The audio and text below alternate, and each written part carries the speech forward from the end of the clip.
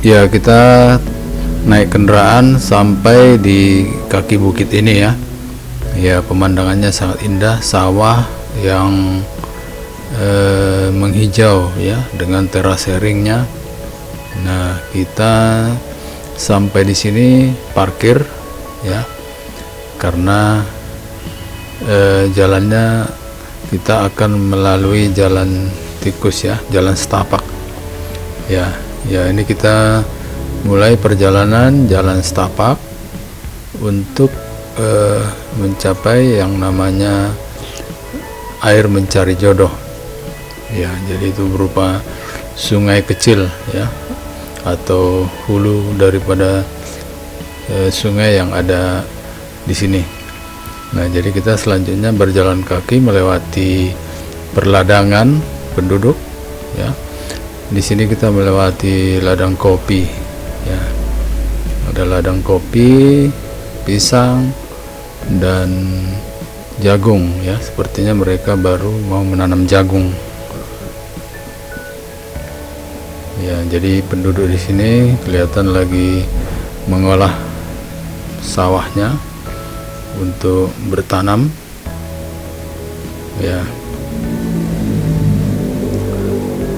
Jadi ini sudah merupakan kaki bukit ya, atau orang Batak bilang robean ya. Jadi kaki bukit. Jadi kaki bukit juga sebenarnya tempat yang lumayan subur untuk berladang ya, karena dari bukit sana unsur-unsur hara ya dihanyutkan ke kaki bukit dan juga ke lembah ya yang ada di daerah Sitorang ini atau Kecamatan Silayan. Nah, ini kita melalui jalur jalan setapak ya. Jadi jalannya sudah menyempit dan banyak semak ya. Jadi jalur ini sebenarnya juga digunakan secara tradisional zaman dulu ya, untuk para pengalung ya, atau perlanja ya. Jadi terkenal dengan nama Parlanja Sira karena selalu mereka membawa garam ya dari pantai ya, atau dari dataran rendah. Jadi jalur ini jalur menuju pantai timur, jadi melewati pegunungan ya, atau perbukitan yang ada di atas ini.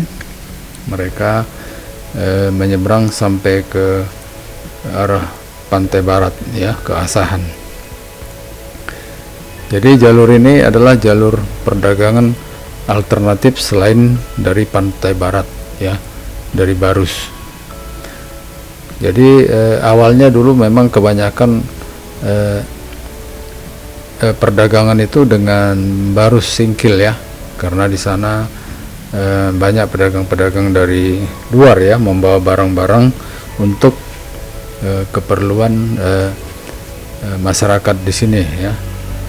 Jadi zaman dulu masih sistem barter ya, perdagangan dari gunung, berbagai hasil bumi seperti kemenyan, kapur barus dan kopi ya, yang ada di pegunungan ini, ataupun hasil-hasil hutan lainnya ya, yang dibawa ke pantai barat. Dan di sana biasanya sistemnya barter ya. Baik, kita lanjutkan perjalanan. Di sini kita melihat ada mata air ya. Jadi karena ini kaki bukit, kecenderungan ada mata air itu sangat banyak ya, karena ada resapan atau aliran bawah tanah yang akhirnya keluar di kaki bukit ini ya. Jadi air di sini cukup melimpah. Nah, selanjutnya tadi kita katakan bahwa perdagangan zaman dulu itu adalah barter ya. Jadi menggunakan barang yang dipertukarkan ya, bukan menggunakan mata uang ya seperti yang sekarang. Nah, itu jalur yang mereka lewati ya, itu pegunungan itu ya, atau perbukitan itu. yang harus dilewati untuk ke arah pantai timur. Jadi jalur pantai timur ini menjadi alternatif untuk mendapatkan barang yang lebih murah. Nah, jadi pantai barat karena lebih berat medannya, sehingga barang cenderung lebih mahal ya. Nah, pantai timur yang hanya melewati satu bukit ini menjadi alternatif untuk mendapatkan barang-barang dari luar lebih murah ya. Jadi dua jalur pantai barat dan pantai timur memang sangat penting sebagai keluar masuk barang ya, asam dari gunung, garam dari laut ya, itu istilahnya. Baik, kita lanjutkan perjalanan. Kita melewati jalur yang makin padat dengan semak belukar ya, karena jarang dilalui ya. Jadi ini hanya dilalui untuk mencek ya bak kontrol yang ada di sini ya, untuk air minum penduduk yang ada di bawah sana ya. Nah, jadi mereka tidak selalu ya kemari, jadi hanya sesekali. Jadi semaknya makin padat. Nah, itu terlihat sungainya ya. Ya, kita mau menuju hulunya ya, lebih ke atas lagi. Jadi jalannya tidak jelas ya lagi. Jadi kita sepertinya harus memasuki aliran sungai ya, untuk bisa melanjutkan ke arah hulunya ya, yang dimana air mencari jodohnya berada ya. Kita melewati semak yang lebih padat ya. Ya, karena tadi malam hujan deras ya di tempat ini, sehingga tanaman basah ya, jalanannya juga cukup licin ya. Jadi perlu hati-hati. Jadi kita sampai basah ya, karena tanaman di sini pada basah semua ya. Jadi kita melewati jalan yang tidak terlalu jelas ya, karena jarang dilalui ya. Ya, ini kelihatannya jejaknya sudah tidak jelas. Nah, jadi kalau ke sini kita harus memang didampingi penduduk setempat yang mengetahui tempat ini ya, supaya jangan kesasar ya. Oke, tinggal ni ahai tinggal ni ganggu itu video ko. Tubing no? Sudo bencana bayan ahai kia. Panjat tubing. Oh, Lebih ke satu gijang oh. Oh, oke. Sumber nama mulai sonin marsua imana pencari jodoh. Mulai rotu son. Halo. Terlangsung do beli tahun na. Halo. Berupa di mana sah? Kira sumur robudi. Oh, sumur. Terjunan. Oh, air terjun. Terjun di mana sonon. Mulai imana alaya dong ana. Arong kolam nak. Etek dulu. Conok kan dengan sonon. Alaya jakar yang buli ahawah na.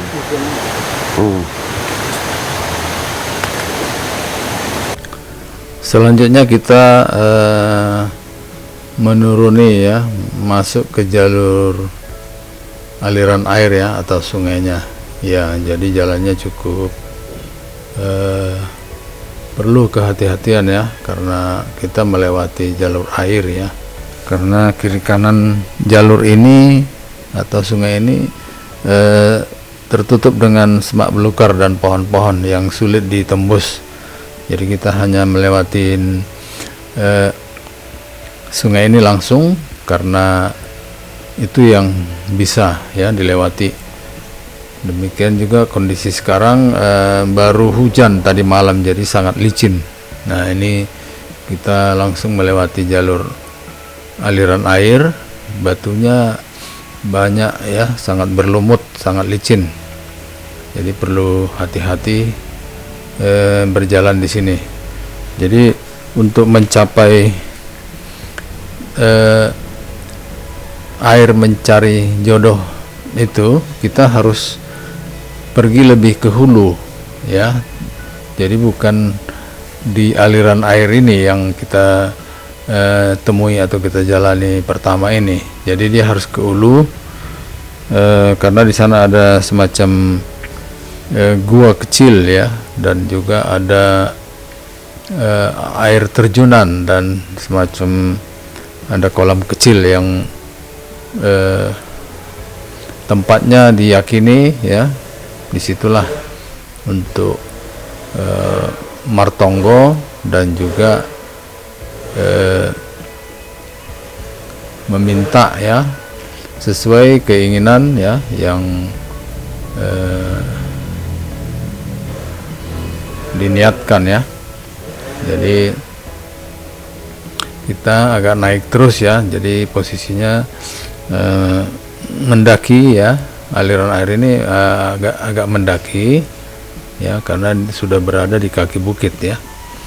Jadi ada banyak air terjun kecil-kecil ya, terjunan ya kecil-kecil yang sepanjang aliran ini ya. Jadi sepertinya kita sudah sampai ya. Nah, itu ada air terjun yang agak besar ya. Nah, itu sepertinya lokasinya ya.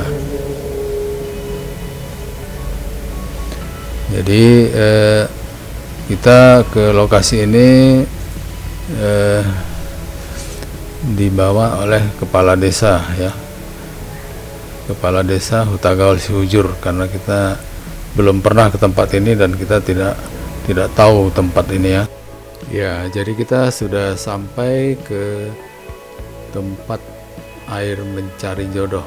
Nah, itu ada air terjunnya, air terjun kecil ya, dan juga ada sedikit seperti kolam ya untuk kita bisa mandi ataupun cuci muka ya. Jadi inilah lokasinya, tempat air mencari jodoh, dan di kirinya terlihat ada semacam gua ya. Jadi tandanya itu ada semacam gua kecil yang apakah dulu juga itu digunakan untuk semedi atau bertapa ya, kita juga tidak tahu ya. Jadi inilah ciri khasnya bahwa kita sudah sampai di tempat air mencari jodoh ya. Jadi ini tempat ini diyakini oleh masyarakat di sini bagi yang sulit dapat jodoh ya, datang kemari dan didampingi orang tua yang ada di desa ini. Biasanya di sini orang yang datang untuk mencari jodoh melakukan cuci muka ataupun mandi ya. Jadi mungkin dengan berniat ya, tapi didampingi orang lokal ya setempat. Jadi seperti yang dilakukan teman kita ini, dia masih lajang ya. Jadi dia cuci muka tadi di tempat ini ya. Ya, jadi airnya cukup jernih, berasal dari pegunungan ya. Ya, air ini juga digunakan untuk air minum penduduk di sekitar ini ya. Ya.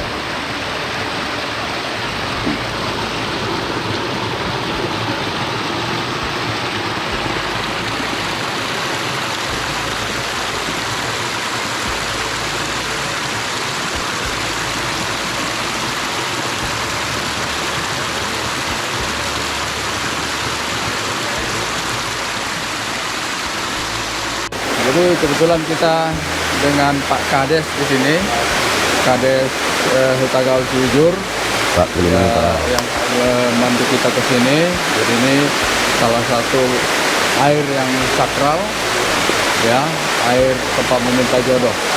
Ya mungkin Pak Kades bisa menceritakan apa ceritanya di sini dan juga biasanya orang mengapai ke sini, melakukan apa.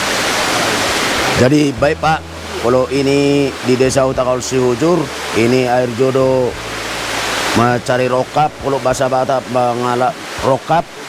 Kalau bahwasannya di Desa Hutagaul Ciujur, kalau payah mau berumah tangga, bawa orang tua yang zaman dahulu ke sinilah. Orang itu disuruh nenek moyang kami, bahwasannya enggak sampai 1 tahun udah dapat jadi jodoh atau sudah marokap gitu. Ini terletak di Hutagaul Ciujur, Dusun 3 Galung, yang berlokasi di Pargi Taman. Nah, jadi kalau kami dari Kepala Desa Hutagaul Ciujur, kami butuh bantuan untuk pariwisata. Bahwasannya kami ingin bahwasannya ini lagi direhabilitasi biar bagus ini desa kami. Kami selaku Kepala Desa bersama warga Desa Hutagaul Ciujur siap mendukung program pemerintah untuk meningkatkan pariwisata di Kabupaten Toba.